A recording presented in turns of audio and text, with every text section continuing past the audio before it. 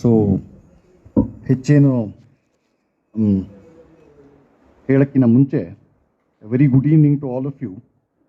At the outset, I'd like to express my heartfelt thanks to Sri Srivatsa and the entire team of Manthana for inviting me to this program for speaking on a very important topic. Its title is 70 Years of Secularism. Secularism ಅನ್ನುವಂತಹ ಒಂದು concept ಏನಿದೆ ಅದರ 70 ವರ್ಷದ ಇತಿಹಾಸ ಅಂತ ಸ್ಥೂಲವಾಗಿ ಅರ್ಥ ಮಾಡ್ಕೋಬೋದು.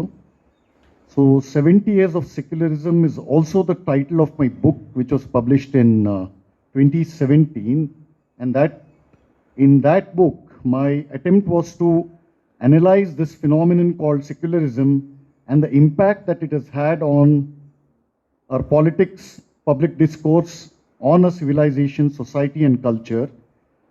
And it has been 6 years since the first edition of my book was published. And much has changed in India in that period.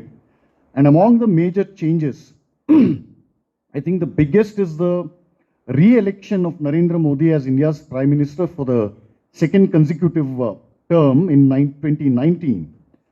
And this counts as the most significant victory because that was an event that eventually paved the way for the other changes that followed from then till now. The Hindu civilizational reclamation of the Sri Rama Mandir at Ayodhya. After nearly 500 years, we had to wait for 500 years to reclaim it through a Supreme Court judgment. I think that counts as perhaps one of the biggest changes in these last 9 years, or at least the last 4 years. And the Ram Mandir reclamation was closely followed by another similar liberation in Kashmir. It was the ancient seat of Sanatana learning, and this was accomplished by abrogating Article 370. That is something all of us are familiar with.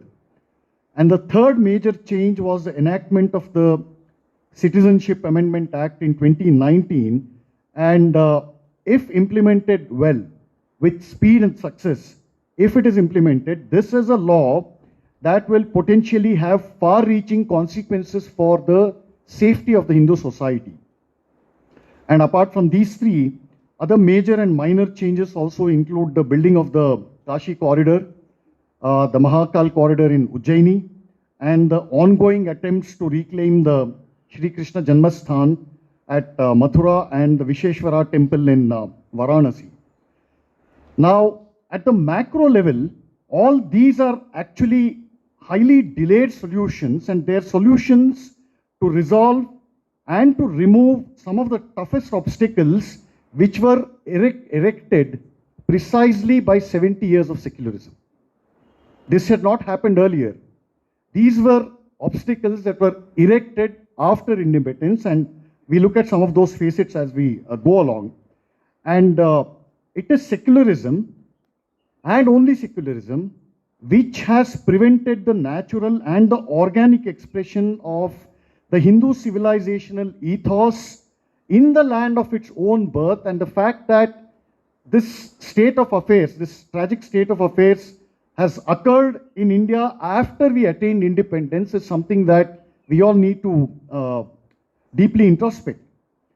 Still, even after these changes have happened over the last 9 years, the powerful vestiges, the remains of 70 years of secularism, they have still remained, and they continue their attempts to undo all these changes in the last 9 years, and those signs and symptoms are visible all around us every day.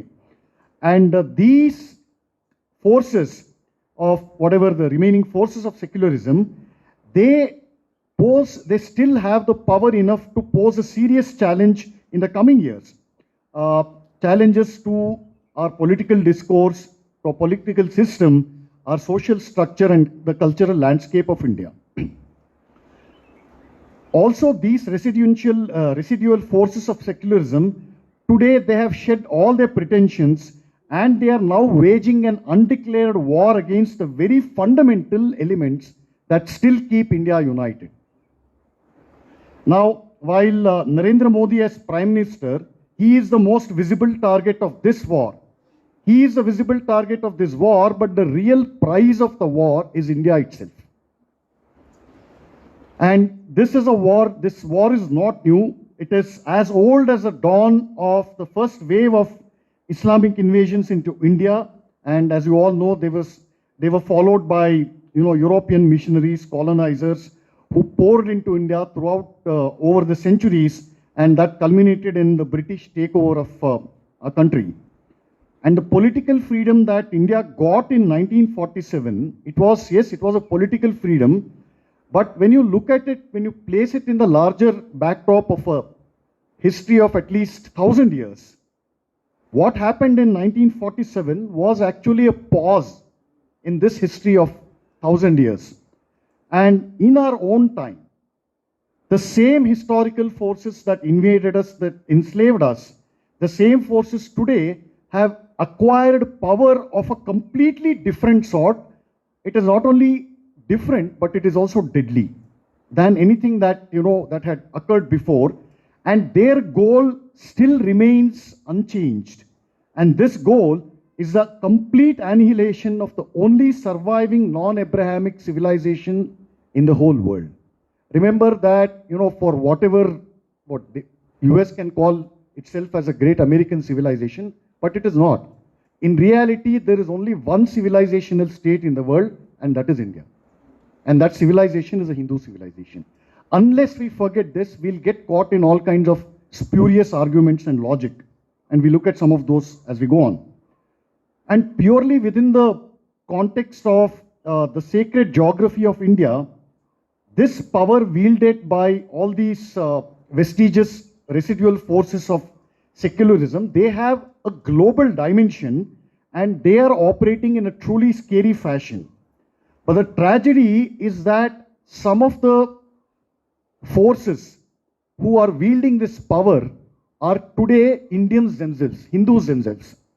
And these Hindus, in name only, these Hindus, they care a damn whether India survives as a united sovereign nation or not, as long as their enemy number one, which is Sanatana Dharma, are roots, and they identify Prime Minister Narendra Modi as the representative of all this, and they don't give a damn, like I said, if India breaks into million pieces, as long as this dispensation is somehow brought down. And guess what is their weapon, their greatest arsenal they are using to undo these things? Secularism. And over the last 9 years, sitting chief ministers in India, you know all their names, sitting chief ministers in India have repeatedly used the full power of the state to unleash many recurring civil wars against the Indian Union. On the surface of it, you call it farmer protest, you call it reserve protest, you call it whatever protest, but these are mini civil wars that are occurring against the Indian state. This is something we have to keep in mind. For example, Mamata Banerjee, where does she derive her justification for unleashing state-inflicted violence against Hindus? Why does she target only Hindus in Bengal? Where does she derive her justification for doing this? Precisely on the strength of 70 years of secularism. That discourse, that narrative has become so pervasive, so deep-rooted, so influential for such a prolonged period of time that everybody, every politician like Mamata Banerjee, Pinarayi Vijayan, all those jokers, they have this stock, they have this arsenal, ammunition depot that they can dip into at any time and shoot. So with this brief backdrop, let's briefly rewind the history of secularism as practiced in India for the last 70 odd years and understand the exact nature of its functioning and the consequences that it has had. I'll begin with a quote. Honorable members, I ask you members to stand in your places to pay tribute of respect to Qaid-e-Azam Muhammad Ali Jinnah, who, by his grim determination and steadfast devotion, was able to carve out and found Pakistan, and whose passing away at this moment is an irreparable loss to us all. Close quote. Any guesses who said this? Another guess. Another guess. Another guess. Last guess. That was the first Honorable President of India, Dr. Babu Rajendra Prasad. You know where he said this? He said it on the floor of the Constituent Assembly of India on Thursday, November 4th, 1948. Not even 1 year after India had got independence. This man is shedding tears. He's asking the Constituent Assembly and thereby the nation to weep, to mourn the death of Jinnah. Let's look at another quote. Sir, in the early hours of this morning, Marshal Stalin passed away. When we think of Marshal Stalin, all kinds of thoughts come to my mind. Looking back at these 35 years or so, many figures stand out, but perhaps no single figure has molded and affected and influenced the history of these years more than Marshal Stalin. He became gradually almost a legendary figure, sometimes a man of mystery, at other times a person who had an intimate bond, not with a few, but with vast numbers of persons. He proved himself great in peace and in war. He showed an indomitable will and courage which few possess. Here was a man of giant stature who ultimately would be remembered by the way he built up his great country, which was a tremendous achievement. And in addition to that remarkable fact, he was not only famous in his generation, but he was in a sense intimate, not only with the vast members in the Soviet Union, with whom he moved in an intimate way, in an almost family way. So here was this man who created in his lifetime this bond of affection and admiration among vast members of human beings. But everyone must necessarily agree about his giant stature and about his mighty achievements. So it is right that we should pay a tribute to him on this occasion, because the occasion is not merely the passing away of a great figure, but in the sense of the ending of a certain era in history. Some describe him as a gentle person. Marshal Stalin was something much more than the head of a state. He was great in his own right way, whether he occupied office or not. I believe that his influence was exercised generally in favor of peace. May I also suggest, sir, that the House might adjourn in the memory of Marshal Stalin. Close quote. Guess who said this? Absolutely right. So this was the first Prime Minister, Pandit Jawaharlal Nehru, addressing the Parliament of India on 6th March 1953 on the occasion of Stalin's death. And incidentally, Jawaharlal Nehru was the only head of any country in the world to mourn the death of Stalin. Nobody else shed a tear for Stalin. And here's one more quote from Nawab Nehru. Much is said about the superiority of a religion, art, music and philosophy. But what are they today? Your religion has become a thing of the kitchen as to what you eat and what you cannot eat, as to whom you can touch and whom you cannot touch. The real danger to India is Hindu right-wing communalism. Nehru spoke these lines on two separate occasions. The first statement he said about the superiority of our alleged religion. He said this in an address to a group of students in Bombay on May 20th, 1928.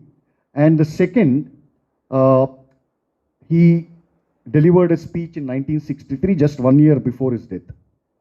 And this, incidentally, was Nawab Nehru's understanding of Hindu Dharma. And this was exactly what he projected it on the entire country as if it was a settled truth. And the whole problem begins from here. Now 75 years have elapsed since Bharata obtained freedom from more than 1,000 years of alien colonial rule. Remember, India didn't, become free in 1947 from British rule. It was 1,000 years of enslavement, of foreign rule. Now, while 75 years is the proverbial drop in the ocean of eternity, but in the unique context of India, this period is also a kind of milestone to reflect upon what India has achieved by governing itself as a free country which has adopted an alien Westminster-style democracy and had secularism forcefully imposed upon it. We did not embrace or adopt secularism, it was forcefully imposed upon us. And it was eventually enshrined as the unofficial state religion by the same man, Nawab Nehru. Remember, for all its pretensions about secularism, whatever you want to call it, equal respect for all religions, neutrality from all religions, all these things is basically bogus. The real, if there was any real religion in India, real state religion in India, it was secularism. And the blunt but the honest answer from this reflection of 75 years or at least 70 years of secularism is as follows. 70 plus years of Nehruvian secularism have reduced a flourishing ancient civilization, a global economic superpower, a cultural and educational magnet, and a global spiritual hub of the world into utter chaos. This is what secularism has done. And secularism has also ensured that the Indian society has been at war with itself in the last 7 decades. From the decade of the 1940s, take the decade of 1950. From then till now, till the decade of the 2020, show me one decade where India had experienced any kind of stability. Just one decade. You won't find it. But what we call Nehruvian secularism, it really began not with Nawab Nehru, but with Gandhi and his mantra called Sarvadharma Samabhava, meaning all religions are equal. And by equating Hindu Dharma with Islam and Christianity, placing it on the same pedestal, this is the root of what later came to be called secularism, until Gandhi came on the scene. The Hindu society, for the preceding 700-800 years, the Hindu society, its traditional institutions, the Hindu psyche itself, it did not regard Islam as a valid religion. It did not keep it, it did not even recognize it as a valid dharma or a pantha. It was Gandhi who gave this, and another equally, I don't know if you want to call him a luminary, but whatever, another mischievous person called Bhagwan Das. So the kind of damage that these two people have done to the fundamentals and to the Hindu psyche is phenomenal actually. That's how, when you say Sarva Dharma Samabhava, the corollary, you can derive all kinds of spurious nonsense like Ishwar Allah, Tere Naam. No, it is not true at all. It's not true. So, this Sarva Dharma Samabhava was recast as secularism by the Nehruvian Congress Party. And one of the main uses of Nehru's secularism was to constantly attack the Hindu society and keep it on the defensive continuously. And the other main use of secularism was to ensure, it was more practical. It was to ensure that the Congress Party kept on winning elections. Think about this for a moment. Which democratic country in the whole world promises to uphold secularism? You give me your vote. Why? Because I'll uphold secularism. Not that I'll give you, running tap water, not that I'll build infrastructure, provide a proper education, attend to the basic needs of the life. No. Why should you vote for me? Because I'll uphold secularism. Show me which country does this. Which country has done this? Which democracy has done it? You can't have it both ways. So, anyway, but like I've written on numerous occasions that the real history of India will become clear, it will become crystal clear when we discard Mohandas Gandhi. He is the biggest block standing, biggest obstacle standing between Hindus and their past and the real past.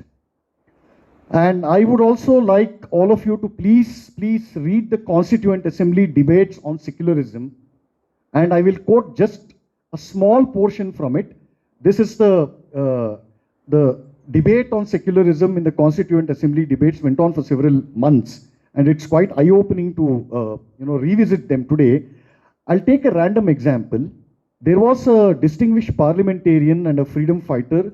His name was Loknath Mishra. Loknath Mishra is more better known by his brother Ranganath Mishra. There was a famous Ranganath Mishra commission appointed. Some of you might have known. He retired as the Chief Justice of Supreme Court of India, Ranganath Mishra. So Loknath Mishra, he was part of the Constituent Assembly debates, and in a debate on December 6th, 1948, December 6th is an important day for Hindus. This is what he said, and I quote, "Sir, it has been repeated to our ears that ours is a secular state. I accepted this secularism in the sense that our state shall remain unconcerned with religion, and I thought that the secular state of partitioned India was the maximum generosity of a Hindu-dominated territory for its non-Hindu population. It seems to me that our secular state is a slippery phrase, a device to bypass the ancient culture of this land. Secularism can only mean paving the way for the complete annihilation of Hindu culture, the Hindu way of life and manners. Islam has declared its hostility to Hindu thought. Christianity has worked out a policy of peaceful penetration by the back door." Close quote. Can we imagine any parliamentarian speaking like this in today's parliament? Just think about it. And why can't any parliamentarian speak like this today? Is because of 70 years of secularism.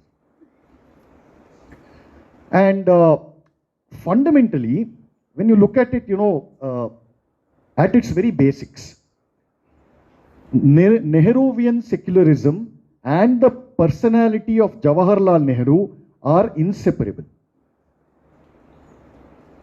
And any Hindu who consciously or unconsciously adopts Nehruvian secularism will automatically become another Nehru because of a deep psychological colonization of the worst sort. This phenomenon of Hindus who become secular also become Nehru. So this is a phenomenon. It has less to do with persons but to do with phenomena. This phenomenon can be split into 4 parts. Part one is that this secular Hindu will regard Islam as inherently powerful and superior, and he will begin to subconsciously imitate it. Part 2, this secular Hindu will internalize the British colonial contempt for the Hindu civilization and culture. Part 3, this Hindu will believe in the church propaganda that Christianity is actually a religion of love. Part 4, this is the final part, is that this secular Hindu will get seduced by communism in all its forms, whatever you call it. Socialism, social justice, communism, Marxism, wokeism, LGBT, whatever name, it is all communism basically. Different facets of communism. We can do a separate session on this. So this is what happens to a Hindu who becomes secular and thereby becomes another clone of Nawab Nehru. And fundamentally, Nawab Nehru's secularism is actually the ideological love child which was born by fusing an incurable lust for Stalinist communism and an irretrievable alienation from his own Hindu roots. But this does not stop there. What happened after Nehru became Prime Minister? After Nehru became Prime Minister, he not only became a Nawab, he also had substantial opportunities for better understanding his own Hindu roots and to apply his independent thinking with respect to the true nature of the then USSR and Maoist China. But he chose to do neither because he was so completely fascinated and so thoroughly addicted to both Stalinist Russia and Maoist China. I imagine a sitting prime minister of a country who declares openly, not once, on several occasions, that we must be careful. He's addressing his own countrymen.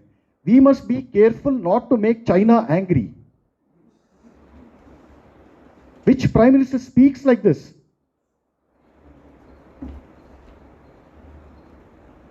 It is also noteworthy that there are numerous provisions and directives in our constitution regarding the political, economic and social aspects of our country, but our constitution does not have a single word about the basic foundations that built the Sanatana civilization and sustained it for thousands of years.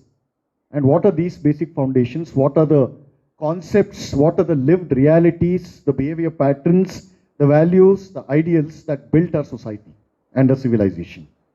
Rana, Rata, Dharma, Yajna, Dana, Tapas, Svadhyaya, Lokasangraha, and so on. These words are familiar to all of us here at least. But unfortunately for us outside this hall, more than 90% of young urban Hindus have not even heard of these terms. And where does this ignorance come from? It comes from their school textbooks. It comes from their civics lessons, which in turn are derived from the Indian Constitution, which does not have a word called Dharma. And we had a galaxy of luminaries of the modern Indian Renaissance, which is a period, which is a century starting in the second half of the 19th century and ending with Indian independence. So this is the era of modern Indian Renaissance, and a lot of people, stalwarts who emerged in that period, they were unanimous on one point. All of them said that a secular state cannot and should not mean a godless state. But it is a profound tragedy that our constitution is the very antithesis of the civilization that it is supposedly meant to protect. Remember, the constitution, whatever laws it makes, those are all fine. But one of its fundamental duties of the constitution, its goal, its purpose, is to protect the civilization of India. It is the Hindu civilization that gave birth to the Indian constitution and not the other way around. This is a very, very simple, fact that is staring at us in our eyes. And more than 60 years ago, Mahamahopadhyaya Pandurang Vaman Kane, he predicted the dangers of this kind of secularism, and he warned against this secularism in a brilliant fashion, and I'll just quote one small part from it. Quote, "There are certain values of a culture that have endured for 3,000 years, namely, the consciousness of the whole world is the manifestation of the eternal essence or Brahman, a restraint of senses, charity and kindness." That's what I said, Brahman, Yajna, Dana, Tapas, Swadhyaya. Many young men have in these days hardly anything which they believe is worth striving for, whatever the cost may be, and hence they have nothing to practice as an ideal. We have to preserve a religious spirit among the common men and women. It is not the age-old principles of Hindu religion that are at fault. It is a modern Hindu society that has to be reorganized. Social reforms and politics have to be preached through our age-old religion and philosophy. If a large majority of our people and the leaders throw away or neglect religion and spirituality altogether, the probability is that we shall lose both spiritual life and social betterment. Close quote.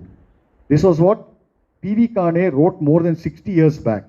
60 years later, this is precisely why we have leaders like Mamata Banerjee and all those other jokers. Where is one word for all these leaders?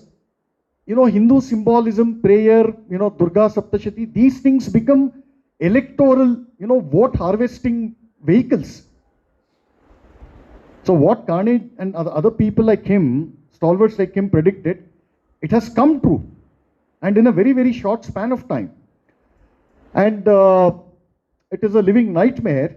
And the Hindu society today has pretty much lost touch with the deep-rooted spirituality and the religious core of Sanatana Dharma in practice. It is unfortunate that we have to, verbalize things that that the previous generation used to live. This is a tragedy. And therefore, the Hindu society is in chaos today. It is weak and largely defenseless. As a community, we have almost completely lost control over our traditional institutions like temples and other traditional organizations. Our festivals and customs, our manners are constantly under attack in some or the other place, in every season, in season, out of season, in fashion, out of fashion. It is in fact a fashion to attack all our beliefs and our festivals and other things. And the unfortunate fact is that most of the attacks in the last 10 years have come from the highest court of this land. And we have absolutely no defense against that. But overall, it can be said that the political leaders of India after independence, they failed the Hindu society which implicitly trusted them. A big part of the problem was our implicit trust. This is a reason for the electoral outcome of Karnataka recently, 2 weeks back. The implicit trust.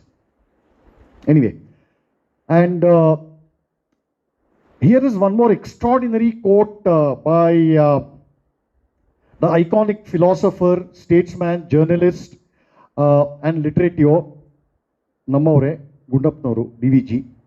So he wrote this sometime in the 1950s. Quote, our national leaders demanded Swarajya or self-rule. It was equally true that everybody had joined in that demand.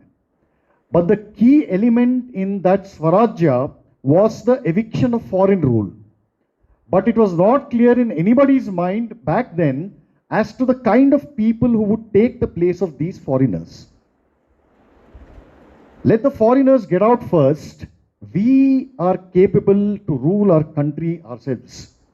This was a unanimous slogan in those days. And so, the leaders of India back then artificially embraced a political system, or rather embraced an artificial political system that was neither convenient nor suitable to our people.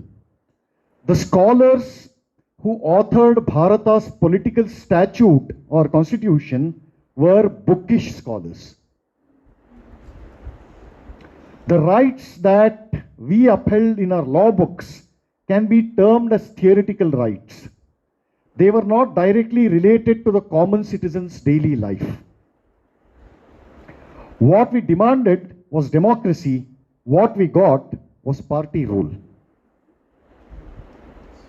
And so, what had appeared as an attractive political system in those days became disgusting in practical experience. Close quote. ಇದು 1950ರಲ್ಲಿ ಬರೀತಾರೆ DVG. And so, it is unsurprising that an India under Nehruvian secularism could produce only second and third grade political and administrative leadership, starting with Nawab Nehru himself. You tell me, what has Nehru distinguished himself for? One example.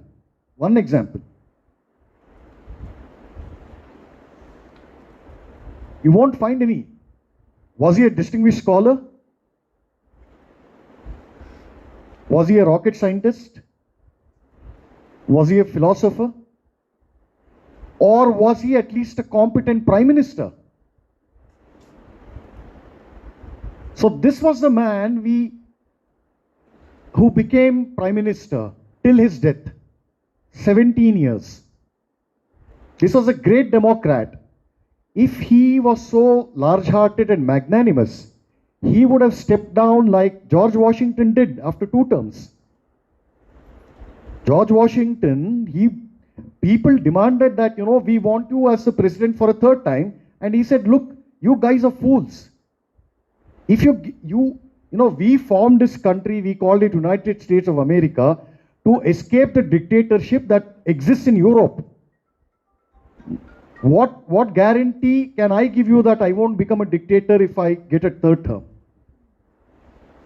And here was this great Nawab Nehru, who did not let go of his prime ministership till the end, till he died.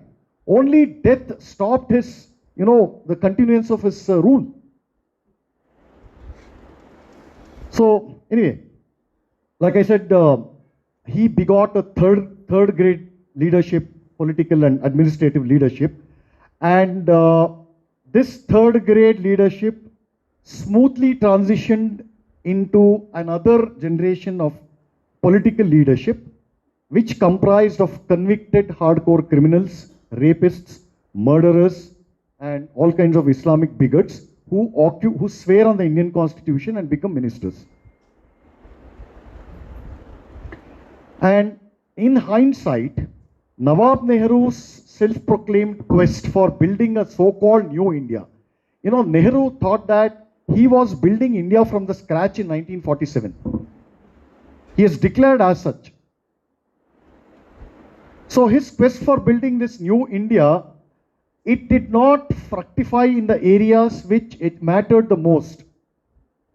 One is education, and the second is bureaucracy. I'll come to education later, but for now we look at the kind of bureaucratic machinery, its history basically, in the last 75 years. So this was a bureaucratic machinery and that the British had left behind, and as all of you know, the Congress party and the Congress governments after India got independence, it was basically a continuation of the colonial British government, except that, the colonizers were Indians themselves. And they could colonize us much better because they knew this country, the pulse of this country, like the back of their hand. For whatever the damage the British did, however much they tried to understand India, they could not, because they were essentially foreigners who were born in a different country, came from a different cultural background, and so on. But these brown-skinned colonizers, they could and they did more damage because they knew this country like the back of their hand. And nowhere is this most representative than in the Indian bureaucratic machinery, which the British had left behind. And as all of you know, this bureaucratic machinery and the educational system, Macaulayite educational system, both have proven fatal for India in the last 70 odd years. And a few years after India got independence, this is what Neeraj C. Chowdhury, this is what he wrote about the Nehruvian bureaucracy, and I quote, this is quite awesome. India under the Nehru government was like castles in Spain, resting on kitchens, if not on gutters. He wrote this in 1947 or 48. I assumed that this unnatural government could not last long in India and the power of the anglicized Indian would disappear with Nehru's death. I had not realized that Nehru set out to create a dynasty. I thought that nothing of the British rule would survive in India after the departure of the white men, but I was wrong. In those days, I never perceived that British rule in India had created an impersonal structure, a system of government for which there was no substitute, which is true. In this system, the actual work of government was carried on by a bureaucracy, and the actual initiation of government action was in the hands of the men in the lowest position, that is the clerks. ಮೊದಲನೇ sign ಮಾಡೋನೇ clerk. ಇವತ್ತು the government by such a bureaucracy can be regarded as a decisive sign of decadence of a people in their political life. This decadence no longer has to be militant. It's quite extraordinary. When you're so corrupt, you know that corruption itself takes you forward. Decadence itself takes you forward. There's no need to take, lathis and guns and, run the government through oppression. You can do it through decadence and inaction. This is what has happened. And clearly, this basic character of our bureaucracy, it has remained unchanged, it has remained intact till date. And this bureaucracy also remains a permanent curse on this ancient civilization, unfortunately trapped in an unlikely and uncertain democracy. The Hindu civilization has been trapped in the Indian democracy, which is against it. And as all of you are also aware, it has almost become impossible today to repair the mess in our educational system, which is a faithful continuation of the Macaulay education system. You all know that story. It was given encouragement by the Nehruvian secularists and later the Marxist establishment. But I'll say one thing bluntly. India is the only country in the world where a Hindu child goes to school and comes out of the university hating his own culture, parents and country. No other country has this system. And so, are we still surprised that young Hindus are waiting for the first opportunity to fly out of India and adopt an alien citizenship? Why are we surprised? Till all your formative school, college years, you're taught that, this is a backward country, we are a regressive people, everything is a mass of superstition. You drill this into the child's head till he's 21 or 22, and then you're surprised that, he still somehow loves his country. It doesn't work like that. But on the broader plane, secularism has destroyed at least 4 generations of Hindus by first alienating them from their own culture.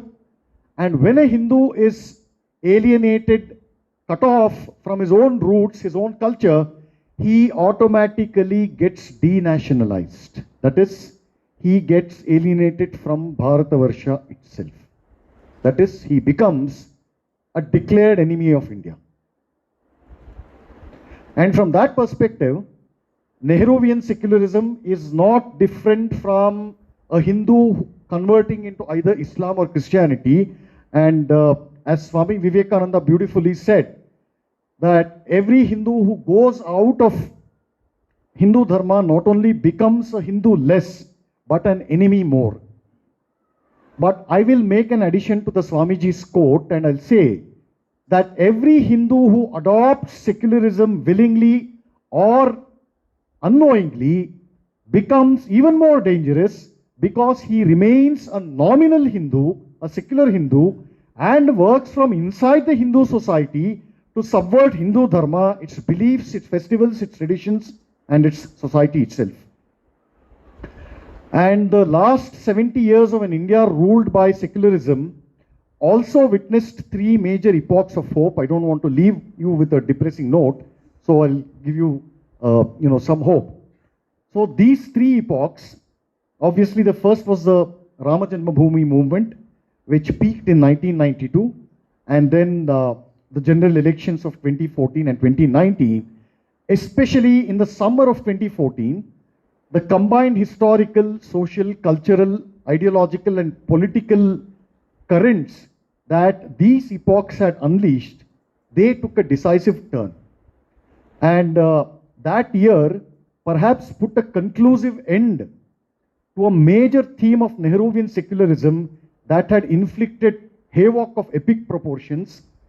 And this theme of Indian politics, of secularism, was the politics of Muslim appeasement.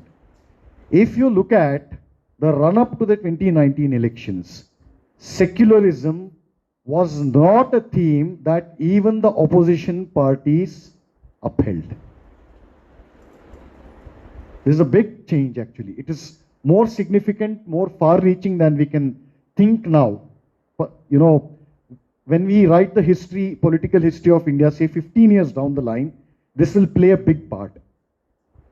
And perhaps Hindus as a community have actually begun a real journey towards civilizational reclamation and renewal. And we must all remember that this renewal has been possible only because we as Hindus have still preserved the memory of our pre-Abrahamic past. The day we lose that, we'll all become, I don't know, Christians or Muslims. We don't need to, no Muslim or Christian will need to break down our temples. We will do it ourselves. As long as we retain the memory of our pre-Islamic past, we are safe, we have hope, we can fight, we can reclaim. And this civilization memory is our greatest strength, and it should be continuously nurtured and transmitted to future generations. And it is precisely this memory, this civilizational and cultural memory, that has ultimately defeated 70 years of secularism. And on that note, I will conclude my address, and I would like to once again express my heartfelt gratitude to Shri Srivatsa and the entire team of Manthana, and for all of you in the audience for providing me this opportunity. Namaste.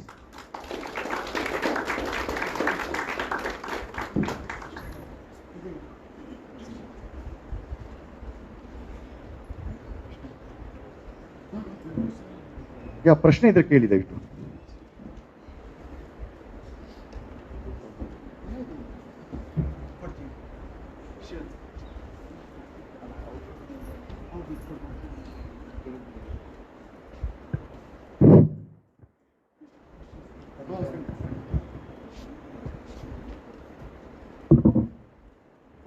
ಯಾರಾದರೂ questions ಕೇಳೋ ಹಾಗಿದ್ರೆ ಕನ್ನಡದಲ್ಲಿ ಅಥವಾ ಇಂಗ್ಲೀಷಲ್ಲಿ ಕೇಳ್ಬೋದು.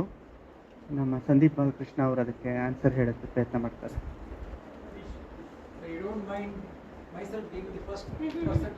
Certainly, sir.